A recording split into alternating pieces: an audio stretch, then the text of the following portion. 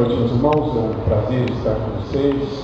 Quero agradecer ao reverendo Everson e ao conselho por esse convite honroso de expor a Escritura a vocês, e rogo de fato a Deus que a exposição tanto honre a Deus como também seja útil aos irmãos. Gostaria de pedir aos irmãos que abrissem as suas Bíblias no capítulo 19 do Evangelho de Lucas. E, se possível, você mantivesse a sua Bíblia aberta exatamente nesse capítulo, nesse texto.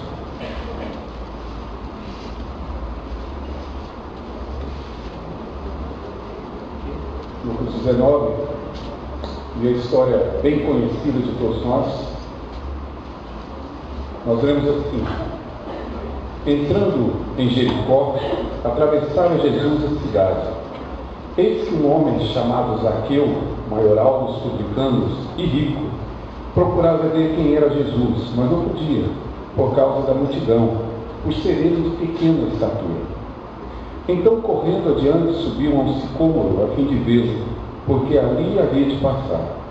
Quando Jesus chegou àquele lugar, olhando para cima, disse: Zaqueu, desce depressa, pois me convém ficar hoje em tua casa. Ele desceu a toda pressa e o recebeu com alegria. Todos que viram isso murmuravam, dizendo que ele se hospedara com um homem pecador. Entretanto, Zaqueu se levantou e disse ao Senhor: Senhor, resolvo dar aos pobres a metade dos meus bens. E se em alguma coisa tenho defraudado alguém, restituo 4 vezes mais. Então Jesus lhe disse: hoje houve salvação nessa casa, pois que também este é filho de Abraão, porque o Filho do Homem veio buscar e salvar o perdido. Meus irmãos, dentro das muitas coisas que podemos ter na vida, com certeza uma das mais difíceis delas é ser cristão. Nós que cantamos e oramos hoje, desde cedo, lá no acampamento, aqui, nem sempre paramos para avaliar o custo que, na verdade, a vida cristã tem. Não é um custo baixo. A salvação é de graça, mas a vida cristã tem um preço alto e exige de nós muito esforço. Aquilo que nós reputamos muitas vezes como bênção, e de fato muitas vezes também é um custo ou um peso em nossas vidas, uma exigência, às vezes, muito acima daquela que somos capazes de cumprir. Por exemplo, nenhum de nós nega a verdade de que a santidade é uma bênção, mas ser santo é um custo muito acima do que eu e você somos capazes de cumprir. Domingo após domingo, eu tenho absoluta certeza que, como eu, você vem à igreja trazendo no coração o peso dos pecados cometidos. Aquela dura luta que temos com os pecados que realmente são aqueles que nós temos mais dificuldades de vencer. Então, logo oramos, pedimos perdão e com sinceridade de coração dizemos que não queremos cometê-lo mais, sem perceber, voltamos a cometer. Santidade é com certeza uma bênção de Deus na nossa vida, mas ela realmente tem um custo muito alto. Se você parar para pensar naqueles que não têm compromisso com Cristo, parece muito mais simples. Eles não têm uma moral rígida para cumprir. Seus comportamentos não são vigiados, observados, vistos. Note como, na realidade, para eles, aparentemente, não há esse peso ético e moral que repousa sobre nós. Não somente sobre os nossos comportamentos, mas se você é um bom cristão, você sabe que nós precisamos lutar com os nossos sentimentos e com os nossos pensamentos. Por isso a santidade tem um peso muito grande, um custo muito alto sobre nós. E não é nenhum, nem outro, nem poucos os cristãos que às vezes desistem da carreira cristã pelo alto custo que a santidade tem.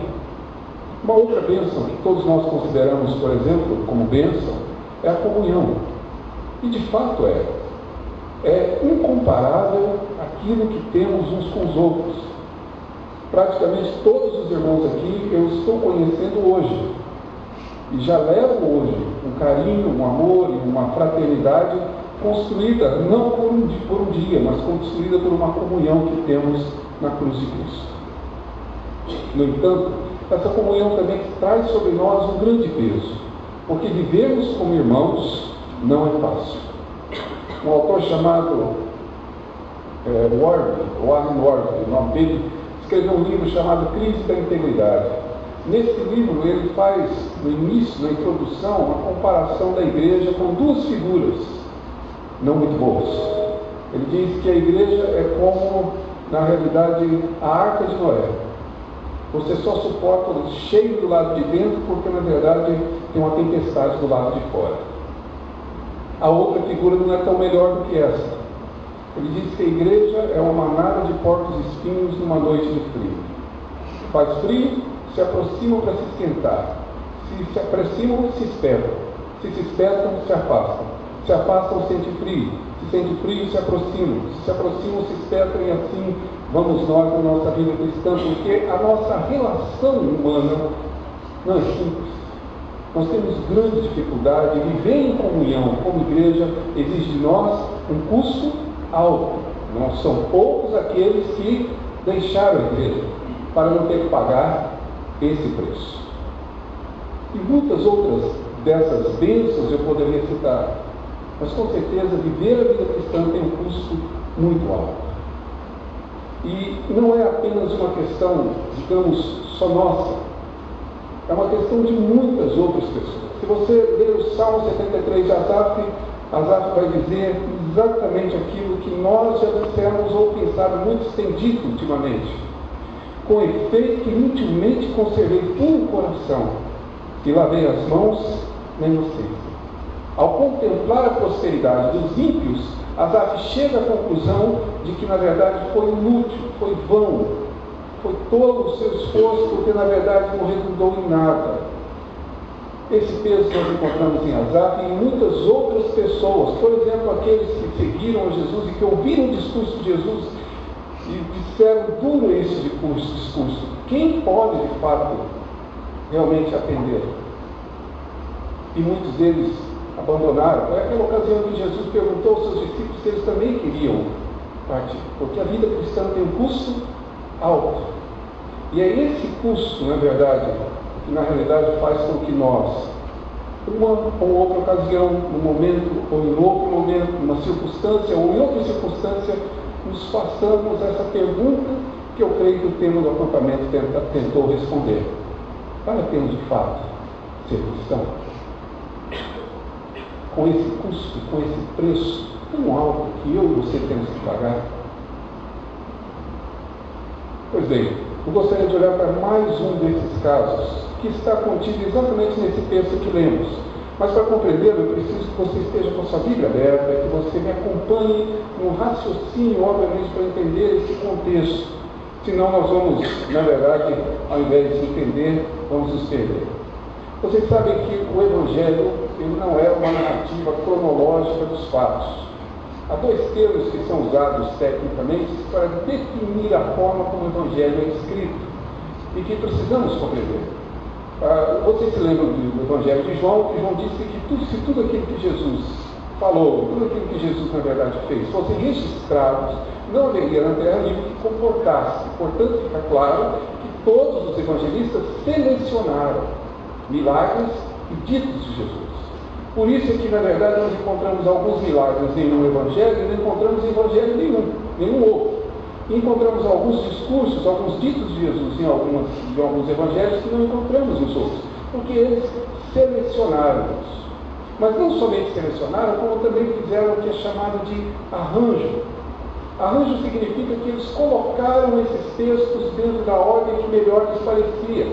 Se você lê o Evangelho de Lucas, é chamado Sermão do Senhor, alguns gostam de dizer que é sermão, digamos assim, o sermão que o Senhor ensinou aos seus discípulos, né?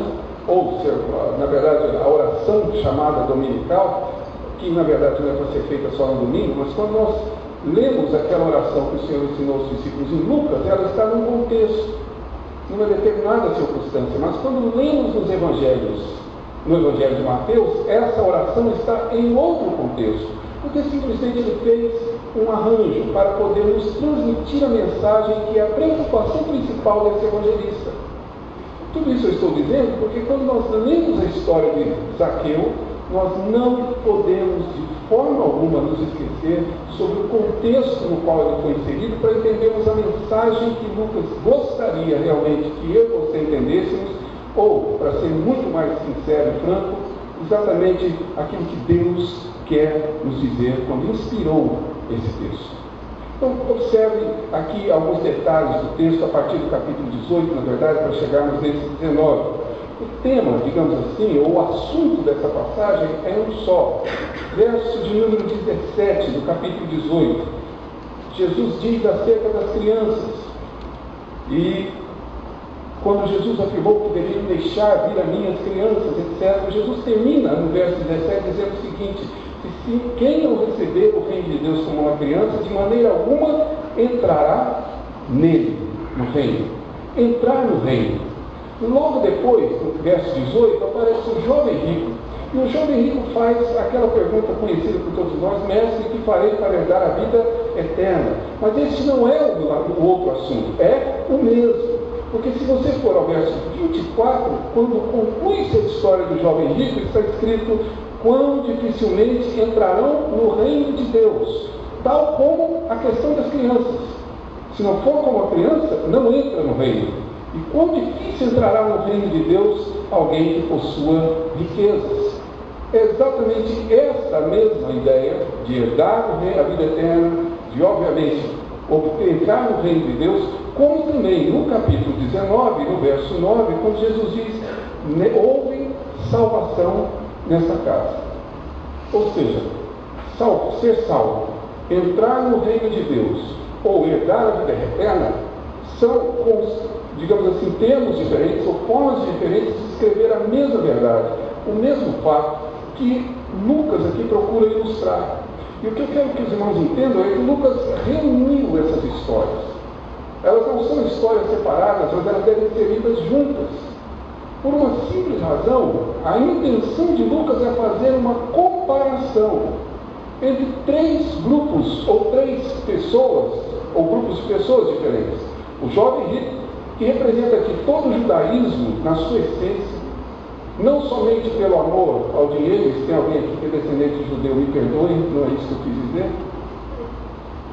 Embora seja a escritura que diga que eles, os fariseus, eram avarentos, não eu. Certo? Aqui eu posso falar isso, porque eu moro no bairro judeu em São Paulo, lá eu não posso dizer muito, mas aqui eu posso falar com mais facilidade. Mas não somente essa ideia de contraste em relação à postura do jovem rico financeiramente, mas o fato de que ele afirma categoricamente que cumpre a lei desde a sua infância. Portanto, é essa postura, ou uma postura que temos. Ou seja, o outro grupo é o grupo dos próprios discípulos. E o terceiro é aquele que Zaqueu representa. Não é muito difícil de perceber.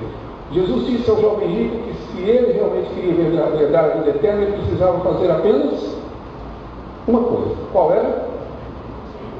Vender os seus bens, dar aos pobres e me seguir. Tá? Obviamente a intenção de Jesus não era resolver o problema dos pobres, porque não inseria os bens daquele jovem rico que resolveria, mas resolver o problema daquele jovem rico que colocava, obviamente, os seus bens acima até mesmo da vida eterna que ele buscava encontrar. Mas na sequência, Jesus está dialogando com os discípulos e, curiosamente, veja, após Jesus dizer que nenhum rico entrará no reino dos céus, né? É mais fácil passar um camelo pelo buraco de uma agulha. O verso 28, Pedro se levanta e fala em nome dos discípulos, no capítulo 18: eis que nós deixamos nossa casa e te seguimos. E pela resposta de Jesus, que sabe todas as coisas, dá para perceber o que se passava no coração de Pedro e no coração dos outros discípulos. Tá certo? Desculpe aqui a expressão, não quero parecer jocoso com a escritura, mas é mais ou menos como se Pedro estivesse dizendo o seguinte: Senhor, eis que tudo deixamos, e quanto é que a gente leva nisso? O que eu ganho em troca por tudo que eu deixei? O jovem rico não quis deixar absolutamente nada, mas nós tudo deixamos. E o que, na verdade, nós recebemos em troca, em retorno a essa nossa atitude? A resposta de Jesus é que ninguém que tenha deixado nesta vida, mulher, irmão, casa, bens, já recebe nesta vida muito mais, além da vida eterna. Mas dá para perceber que o contexto e o diálogo é o mesmo. É quanto realmente se dá. E aí, quando entramos no capítulo 19, nós encontramos a história de Zaqueu, que era, na verdade, um publicano, diz o verso 2, uma classe das mais desprezadas pelo judaísmo, como se fosse, de fato, um traidor da sua pátria, porque recolhia impostos dos judeus para entregar aos romanos. E esse homem, e o detalhe é esse, ele não somente é publicano, mas, diz o verso 2, é rico. Ora, o que na verdade Lucas quer nos mostrar é um contraste entre esses três grupos, entre três atitudes diferentes, não para com os bens, mas para com Jesus. Não para com as posses necessariamente, mas atitude para com a vida eterna. Um que não quer abandonar os seus bens para herdar a vida eterna, outros que abandonam os seus bens, mas querem receber alguma coisa em troca, e outro que se levanta para dizer que vai dar metade dos seus bens aos pobres. Esse é o contraste. É exatamente isso que Lucas quer mostrar. Nós deveríamos enxergar aqui esses três grupos. E, particularmente, duas verdades são muito importantes de nós compreendermos aqui. E são essas duas que eu gostaria de chamar a sua atenção. Uma está ainda no capítulo 18 e a outra no capítulo 19. No capítulo 18, observe que, na verdade, Lucas nos mostra de Jesus no verso 24, quão dificilmente entrarão no reino dos céus os que têm riquezas. Porque, obviamente, é mais fácil passar um camelo pelo fundo de uma agulha do que entrar um rico no reino de Deus. No verso 26, os que ouviram disseram, sendo assim, quem pode ser salvo? A pergunta desses homens está embutida num conceito teológico judaico. E o conceito deles, qualquer semelhança com os nossos dias não será mera coincidência, é de que quanto mais próspero fosse um homem, mais abençoado ele era. O homem media-se a bênção, digamos assim, a espiritualidade de um homem pela sua riqueza. Tá? Qualquer coisa parecida com os nossos dias não é mera semelhança. É por isso que, na verdade, Jesus vai fazer a crítica quando se coloca o dízimo no gasofilácio, que era, na verdade, uma espécie de vaso de metal ou de cerâmica com a boca bastante fina, e quando se colocava as moedas, porque não se tinha papel moeda, nem cartão de crédito naquela época, graças a Deus, se colocava as moedas, fazia-se o barulho de untar as moedas. Então, quanto mais barulho, maior a oferta, mais rico era esse homem e mais salvo, se é que alguém pode ser mais salvo que o outro. Mais abençoado. E a mulher pobre colocou o barulho, deve ter sido muito baixo, mas Jesus disse que ela deu mais do que os outros. Porque esse é o conceito dos judeus. Quanto mais filhos homens, mais abençoado. Quanto mais riqueza, mais abençoado. Portanto, se um rico que tem muita riqueza não entra no céu, conclusão, quem entra? É impossível. Para tentar entender isso, nos nossos contextos de hoje em dia, eu faço uma comparação. Como é que você reagiria se Jesus tivesse dito, se tivesse escrito aqui, quão difícil é entrar um pastor no reino dos céus? O que você diria? Porque nós temos o conceito errado de que o pastor é mais espiritual que os outros. Se o pastor não entra, muito menos eu. Esse é o conceito que nós trazemos, mas é somente para entender como é que esses homens leram a palavra de Jesus. Se assim, é impossível. E a teologia deles estava correta. É impossível, de fato, quem pode ser salvo? E a resposta é ninguém, porque ninguém, de fato, pode se salvar. Mas é exatamente aqui Jesus diz aquilo que nós mais precisamos ouvir. Mas os impossíveis dos homens são possíveis para Deus. Ninguém pode ser salvo. Mas aquilo que é impossível para nós, Deus o torna possível em Cristo. E é exatamente isso que é o capítulo 19, meus irmãos. Capítulo 19 é o impossível de Deus acontecendo. Um publicano rico foi salvo. Um homem que, de fato, aos olhos dos judeus, jamais poderia ser salvo porque é publicano. E segundo o que Jesus acabara de dizer, jamais poderia ser salvo porque era rico, foi salvo. Porque esse texto foi colocado aqui para provar para você, para mim, para os discípulos, que só Jesus é capaz de fato de salvar os homens.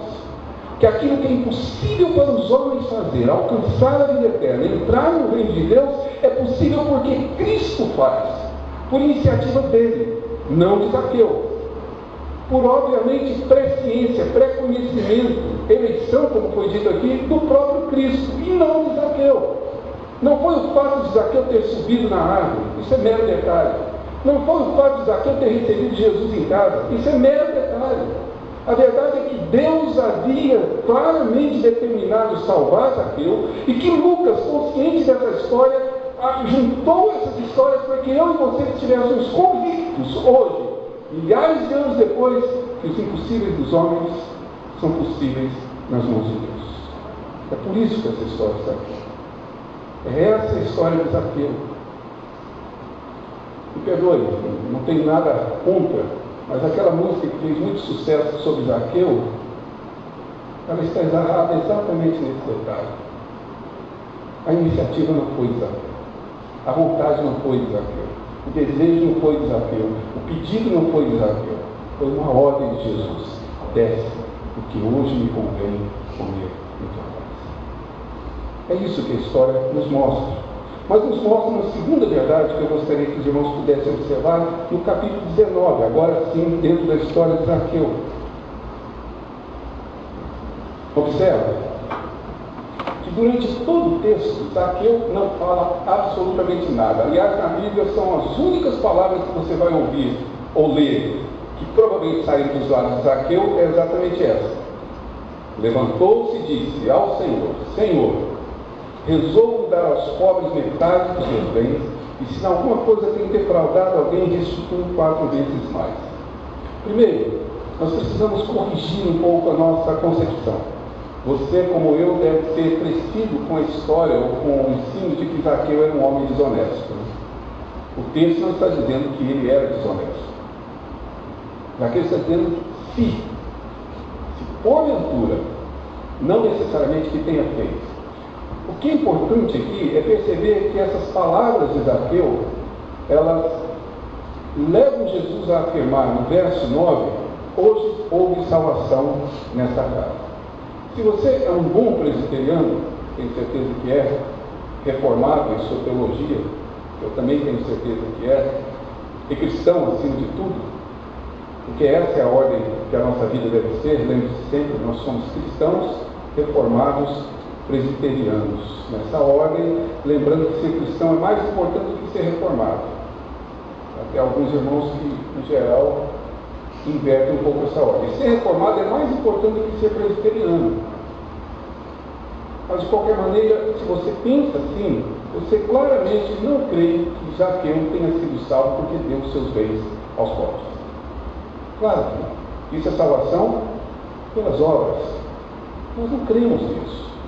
Zaqueu foi salvo pela graça de Deus e não porque ele agiu assim.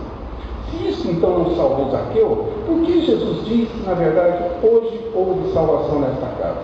Porque Jesus enxergou nas palavras de Zaqueu as evidências da salvação. Salvação tem consequência. Salvação se traduz, obviamente, na nossa vida, no nosso comportamento, na nossa conduta, nos nossos pensamentos, nos nossos sentimentos. E é essa consequência que Jesus percebe nos lábios de Zaqueu, a evidência de que a salvação aconteceu.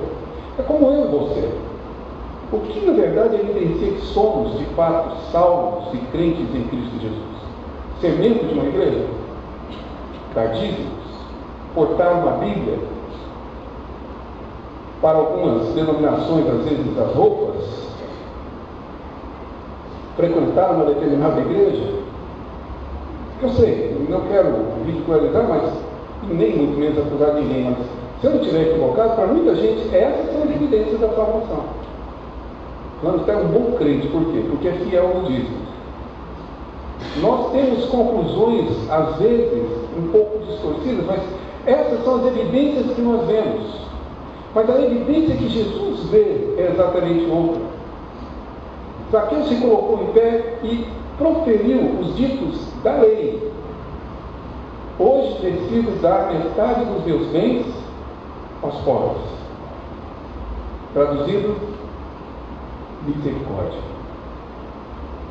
E se em alguma coisa tenho defraudado alguém, eu não restituo como diz o Antigo Testamento 2 vezes, mas 4 vezes mais. Justiça, misericórdia e justiça. Essas são, obviamente, as evidências que Jesus percebeu nas palavras, na conduta, no coração de Zaqueu. Se não cansa, irmão, por favor, volte no texto de Miqueias, capítulo 6, um texto que nós quase sempre proferimos memória. Nesse capítulo 6, Deus entra num juízo com o seu povo, numa contenda, chama os montes, chama para poder serem testemunhas dessa contenda. E depois de um diálogo bastante, digamos assim, forte, ele conclui dizendo no verso 8, essas são as palavras do profeta Miqueias 6, 8. No verso 8 do livro do profeta Miqueias. Só um instante para guardar algumas pessoas localizarem. Os profetas são menores, então fica um pouco mais complicados de achar, né? Ok? Veja bem, o verso 8 diz assim: ele te declarou, ó homem, o que é bom e que é o que o Senhor pede de ti.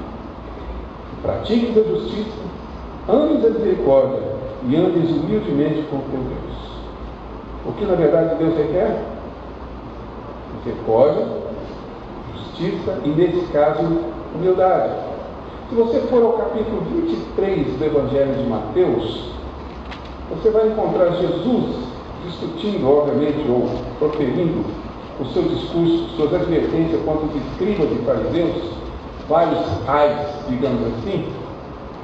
E no verso 23, Jesus diz o seguinte, Mateus 23, 23, ai de vós, escribas e fariseus hipócritas, porque tais o dízimo da hortelã, do endro e do cominho, e tendes negligenciado os preceitos mais importantes da lei. Quais são?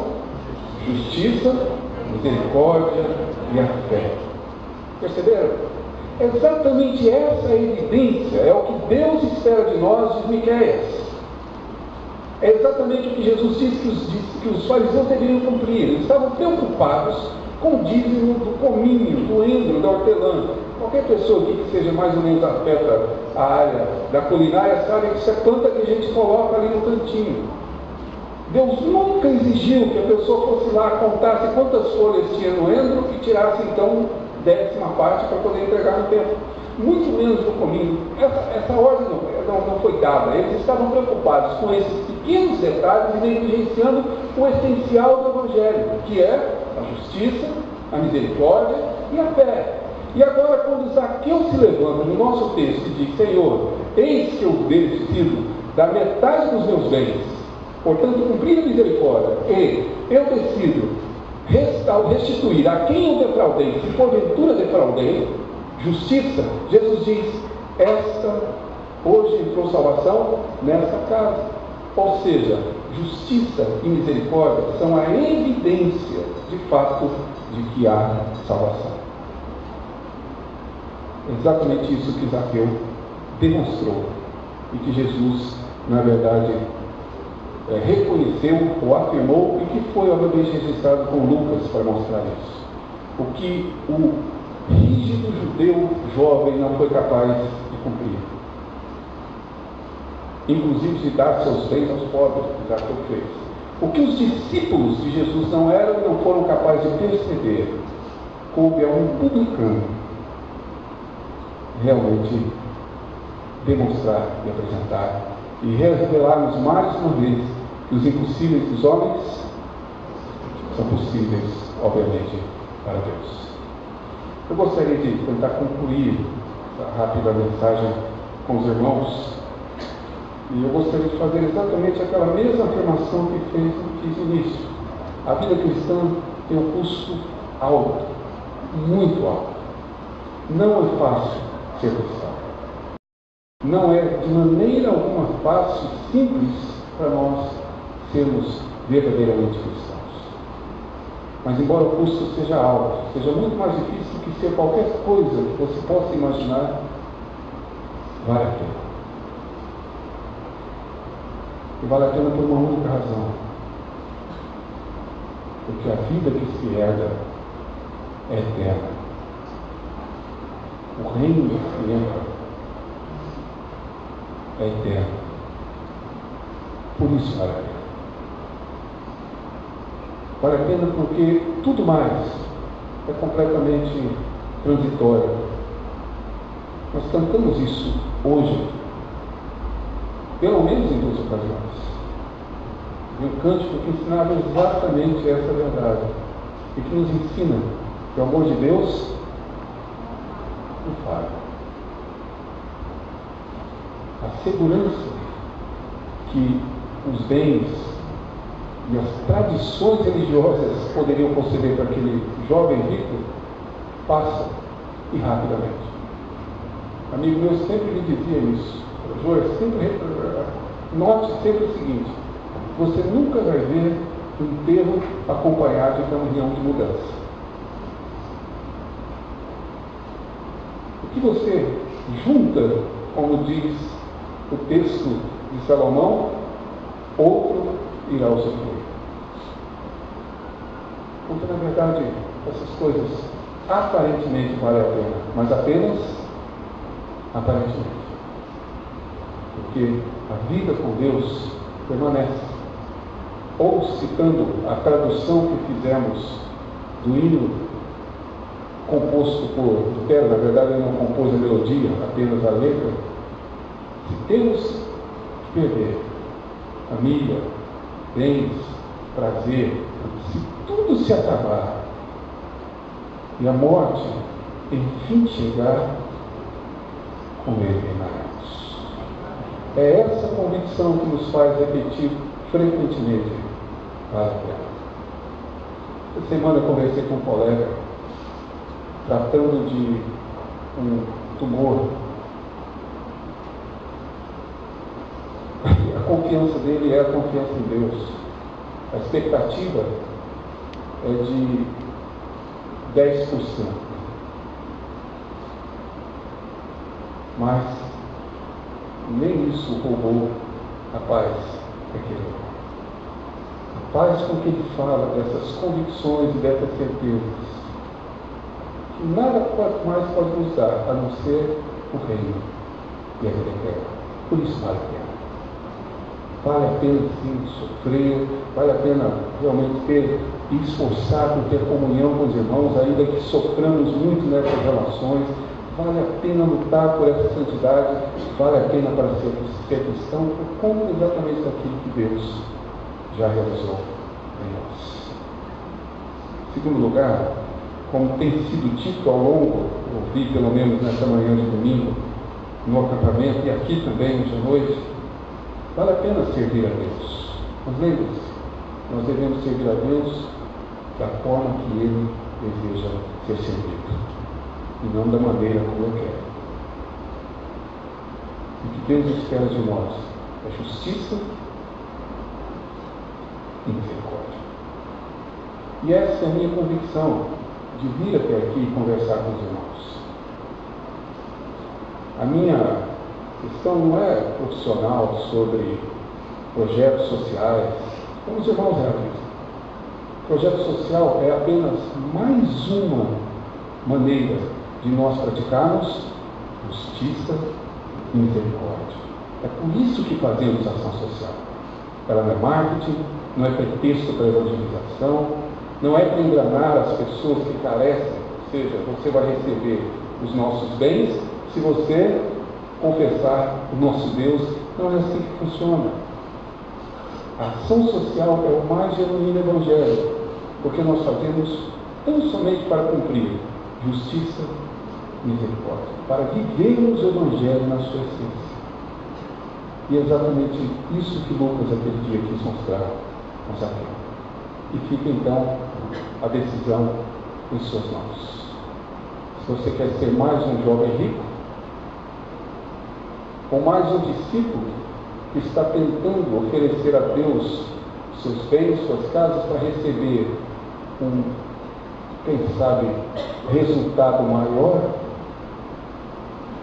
uma benesse maior, ou se você é como Zaqueu, publicano, pecador, e que, reconhecendo o seu Senhor, resolve praticar a justiça e a misericórdia, porque a salvação chegou em sua casa. Eu espero, sinceramente, Deus te abençoe e faça participante exatamente desse Evangelho que nós viemos esta noite ouvir. E eu espero que, pela graça de Deus, tenhamos verdadeiramente ouvido. Pai, quero agradecer ao Senhor por essa oportunidade de conhecer estes meus irmãos íntimos, de ter podido cultuar o teu santo nome aqui com eles. A nossa esperança é que este culto tenha agradado ao teu coração, apesar do nosso pecado, de nossas falhas, de nossas limitações. Nós pedimos ao Senhor, pelo nome de Cristo e pela intermediação do Santo Espírito, Senhor, receba a nossa oferta, feita com humildade, porque reconhecemos a nossa falência, mas com ousadia, porque confiamos no nome de Cristo. Conduza-nos em segurança para os nossos lares, para uma semana de serviço ao Senhor. Permita que o Evangelho seja conhecido pelas pessoas através de nossas vidas, através de nossas palavras, nossos pensamentos, através do nosso comportamento, dos nossos relacionamentos, que de fato o Evangelho seja verdadeiro em nossas vidas e conhecido de todos. Pedimos isso por amor, obviamente, do teu nome, por amor da tua igreja. Conduze-nos sob tais cuidados e guarda-nos para que nos encontremos outras vezes para o louvor e para a glória do teu santo nome. E assim oramos, agradecidos e confiados inteiramente na graça que encontramos em Cristo Jesus. Agora, irmãos, ide em paz, na graça que temos em Cristo Jesus, o amor de Deus, o nosso Pai, e nas ternas consolações e na santificação do Santo Espírito de Deus. Que esteja assim convosco e que seja assim para todos sempre. Amém.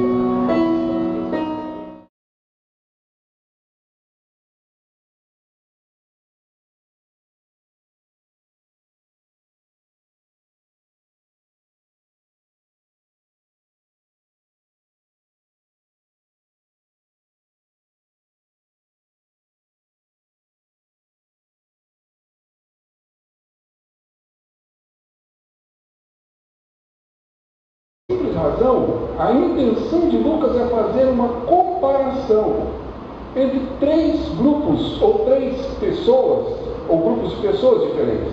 O jovem rico, que representa aqui todo o judaísmo na sua essência, não somente pelo amor ao dinheiro. Se tem alguém aqui que é descendente de judeu, me perdoe, não é isso que eu quis dizer. Embora seja a escritura que diga que eles, os fariseus, eram avarentos, não eu. Aqui eu posso falar isso, porque eu moro no bairro judeu em São Paulo, lá eu não posso dizer muito, mas aqui eu posso falar com mais facilidade. Mas não somente essa ideia de contraste em relação à postura do jovem rico financeiramente, mas o fato de que ele afirma categoricamente que cumpre a lei desde a sua infância. Portanto, é essa postura, ou uma postura que temos.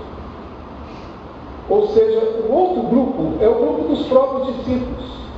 E o terceiro é aquele que Zaqueu representa. Não é muito difícil de perceber. Jesus disse ao jovem rico que se ele realmente queria herdar a vida eterna, ele precisava fazer apenas uma coisa. Qual era? Vender os seus bens, dar aos pobres e me seguir. Tá? Obviamente a intenção de Jesus não era resolver o problema dos pobres, porque não seria os bens daquele jovem rico que resolveria, mas resolver o problema daquele jovem rico que colocava, obviamente, os seus bens acima até mesmo da vida eterna que ele buscava encontrar. Mas na sequência, Jesus está dialogando com os discípulos e, curiosamente, veja, após Jesus dizer que nenhum rico entrará no reino dos céus, né? É mais fácil passar um camelo pelo buraco de uma agulha. O verso 28, Pedro se levanta e fala em nome dos discípulos. No capítulo 18, eis que nós deixamos nossa casa e te seguimos. E pela resposta de Jesus, que sabe todas as coisas, dá para perceber o que se passava no coração de Pedro e no coração dos outros discípulos. Tá certo? Desculpe aqui a expressão, não quero parecer jocoso com a escritura, mas é mais ou menos como se Pedro estivesse dizendo o seguinte: Senhor, eis que tudo deixamos, e quanto é que a gente leva nisso? O que eu ganho em troca por tudo que eu deixei? O jovem rico não quis deixar absolutamente nada, mas nós tudo deixamos. E o que na verdade nós recebemos em troca, em retorno a essa nossa atitude? A resposta de Jesus é que ninguém que tenha deixado nessa vida, mulher, irmão, casa, bens, já recebe nessa vida muito mais, além da vida eterna. Mas dá para perceber que o contexto e o diálogo é o mesmo. É quanto realmente se dá. E aí, quando entramos no capítulo 19, nós encontramos a história de um selecionados. Mas não somente selecionaram, como também fizeram o que é chamado de arranjo. Arranjo significa que eles colocaram esses textos dentro da ordem que melhor lhes parecia. Se você ler o Evangelho de Lucas, é chamado Sermão do Senhor. Alguns gostam de dizer que é sermão, digamos assim, o sermão que o Senhor ensinou aos seus discípulos, né? Ou, na verdade, a oração chamada dominical, que na verdade não é para ser feita só no domingo, mas quando nós lemos aquela oração que o Senhor ensinou aos discípulos em Lucas, ela está num contexto, numa determinada circunstância. Mas quando lemos nos Evangelhos, no Evangelho de Mateus, essa oração está em outro contexto, porque simplesmente ele fez um arranjo para poder nos transmitir a mensagem que é a preocupação principal desse evangelista. Tudo isso eu estou dizendo porque quando nós lemos a história de Zaqueu, nós não podemos de forma alguma nos esquecer sobre o contexto no qual ele foi inserido para entendermos a mensagem que Lucas gostaria realmente que eu e você entendêssemos, ou, para ser muito mais sincero e franco, exatamente aquilo que Deus quer nos dizer quando inspirou esse texto. Então, observe aqui alguns detalhes do texto a partir do capítulo 18, na verdade, para chegarmos nesse 19. O tema, digamos assim, ou o assunto dessa passagem é um só. Verso de número 17 do capítulo 18. Jesus diz acerca das crianças. E quando Jesus afirmou que deveriam deixar vir a mim as crianças, etc., Jesus termina no verso 17 dizendo o seguinte: se quem não receber o reino de Deus como uma criança, de maneira alguma entrará nele, no reino. Entrar no reino. Logo depois, no verso 18, aparece um jovem rico. E o jovem rico faz aquela pergunta conhecida por todos nós: mestre, que farei para herdar a vida eterna? Mas esse não é o outro assunto, é o mesmo. Porque se você for ao verso 24, quando conclui-se a história do jovem rico, está escrito: quão dificilmente entrarão no reino de Deus, tal como a questão das crianças. Se não for como a criança, não entra no reino. E quão difícil entrará no reino de Deus alguém que possua riquezas. É exatamente essa mesma ideia de herdar a vida eterna, de obviamente entrar no reino de Deus, como também no capítulo 19, no verso 9, quando Jesus diz: houve salvação nessa casa. Ou seja, ser salvo, entrar no reino de Deus ou herdar a vida eterna são, digamos assim, termos diferentes ou formas diferentes de escrever a mesma verdade, o mesmo fato que Lucas aqui procura ilustrar. E o que eu quero que os irmãos entendam é que Lucas reuniu essas histórias. Elas não são histórias separadas, mas elas devem ser lidas juntas. Por uma se afastam, sente frio. Se sente frio, se aproximam. Se aproximam, se espetam, e assim vamos nós na nossa vida cristã, porque a nossa relação humana não é simples. Nós temos grande dificuldade. Viver em comunhão como igreja exige de nós um custo alto. Não são poucos aqueles que deixaram a igreja para não ter que pagar esse preço. E muitas outras dessas bênçãos eu poderia citar, mas com certeza viver a vida cristã tem um custo muito alto. E não é apenas uma questão, digamos, só nossa, é uma questão de muitas outras pessoas. Se você ler o Salmo 73 de Asaf vai dizer exatamente aquilo que nós já dissemos ou pensado, muitos têm dito ultimamente. Com efeito, inutilmente conservei puro coração e lavei as mãos na inocência. Ao contemplar a prosperidade dos ímpios, Asaf chega à conclusão de que na verdade foi inútil, foi vão, foi tolo o seu esforço, porque na verdade não redundou em nada. Esse peso nós encontramos em Asaf e em muitas outras pessoas, por exemplo, aqueles que seguiram a Jesus e que ouviram o discurso de Jesus e disseram duro esse discurso. Quem pode de fato realmente atender? E muitos deles abandonaram. Foi aquela ocasião que Jesus perguntou aos seus discípulos se eles também queriam partir, porque a vida cristã tem um custo alto. E é esse custo, na verdade, que na realidade faz com que nós, uma ou outra ocasião, num momento ou em outro momento, numa circunstância ou em outra circunstância, nos façamos essa pergunta que eu creio que o tema do acampamento tentou responder. Vale a pena de fato ser cristão? Com esse custo, com esse preço tão alto que eu e você temos que pagar? Pois bem, eu gostaria de olhar para mais um desses casos, que está contido exatamente nesse texto que lemos. Mas para compreender, eu preciso que você esteja com a sua Bíblia aberta, que você me acompanhe no raciocínio, obviamente, para entender esse contexto. Senão nós vamos, na verdade, ao invés de entender, vamos nos perder. Vocês sabem que o Evangelho ele não é uma narrativa cronológica dos fatos. Há dois termos que são usados tecnicamente para definir a forma como o Evangelho é escrito e que precisamos compreender. Vocês se lembram do Evangelho de João, que João disse que se tudo aquilo que Jesus falou, tudo aquilo que Jesus na verdade fez, fossem registrados, não haveria na terra livro que comportasse. Portanto, fica claro que todos os evangelistas selecionaram milagres e ditos de Jesus. Por isso é que, na verdade, nós encontramos alguns milagres em um evangelho e não encontramos em evangelho nenhum outro. E encontramos alguns discursos, alguns ditos de Jesus em alguns evangelhos que não encontramos nos outros. Porque eles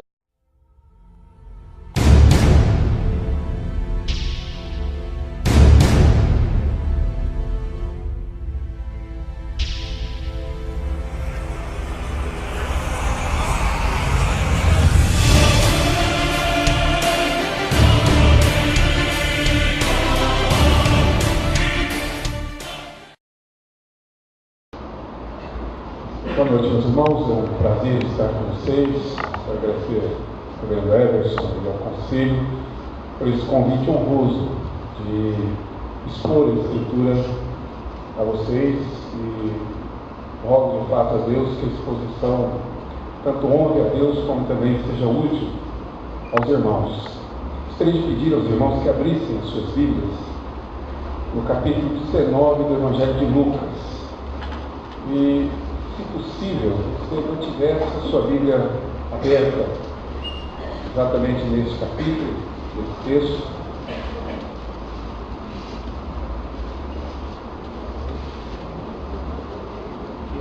Lucas 19, e a história bem conhecida de todos nós.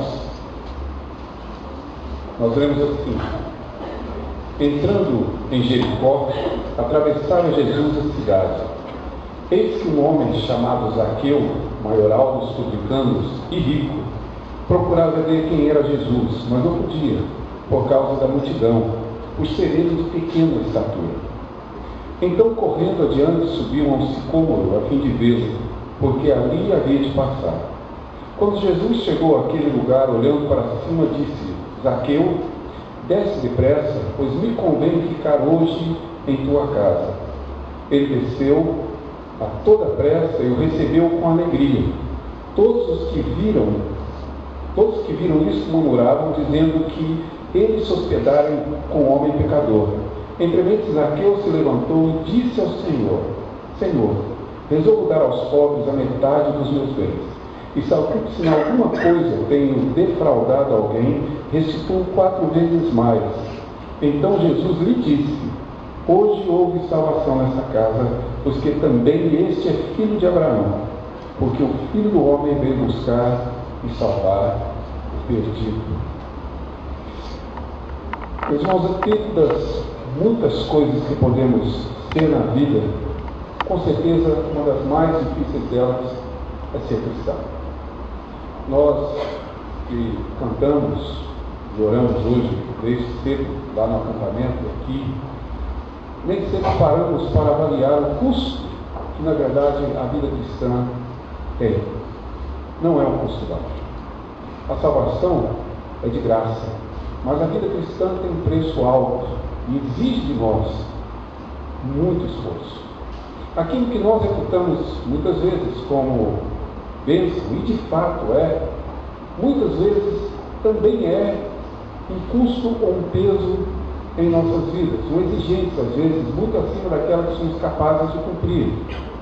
Por exemplo, nenhum de nós nega a verdade de que a santidade é uma bênção, mas ser santo é um custo muito acima do que eu e você somos capazes de cumprir. Domingo após domingo, eu tenho absoluta certeza que, como eu, você vem à igreja trazendo no coração o peso dos pecados cometidos. Aquela dura luta que temos com os pecados que realmente são aqueles que nós temos mais dificuldades de vencer. Então logo oramos, pedimos perdão e com sinceridade de coração dizemos que não queremos cometê-lo mais, sem perceber, voltamos a cometer. Santidade é com certeza uma bênção de Deus na nossa vida, mas ela realmente tem um custo muito alto. Se você parar para pensar naqueles que não têm compromisso com Cristo, parece muito mais simples. Eles não têm uma moral rígida para cumprir. Seus comportamentos não são vigiados, observados, vistos. Note como, na realidade, para eles, aparentemente, não há esse peso ético e moral que repousa sobre nós. Não somente sobre os nossos comportamentos, mas se você é um bom cristão, você sabe que nós precisamos lutar com os nossos sentimentos e com os nossos pensamentos. Por isso a santidade tem um peso muito grande, um custo muito alto sobre nós. E não é nenhum, nem outro, nem poucos os cristãos que às vezes desistem da carreira cristã pelo alto custo que a santidade tem. Uma outra bênção que todos nós consideramos, por exemplo, como bênção, é a comunhão. E de fato é incomparável aquilo que temos uns com os outros. Praticamente todos os irmãos aqui eu estou conhecendo hoje. E já levo hoje um carinho, um amor e uma fraternidade construída não por um dia, mas construída por uma comunhão que temos na cruz de Cristo. No entanto, essa comunhão também traz sobre nós um grande peso, porque vivermos como irmãos não é fácil. Um autor chamado Warren Ward, o nome dele, escreveu um livro chamado Crise da Integridade. Nesse livro ele faz, no início, na introdução, uma comparação da igreja com 2 figuras não muito boas. Ele diz que a igreja é como, na realidade, a Arca de Noé. Você só suporta o cheio do lado de dentro porque, na verdade, tem uma tempestade do lado de fora. A outra figura não é tão melhor do que essa. Ele diz que a igreja é uma manada de porcos espinhos numa noite de frio. Faz frio, se aproximam para se esquentar. Se aproximam, se espetam. Se espetam,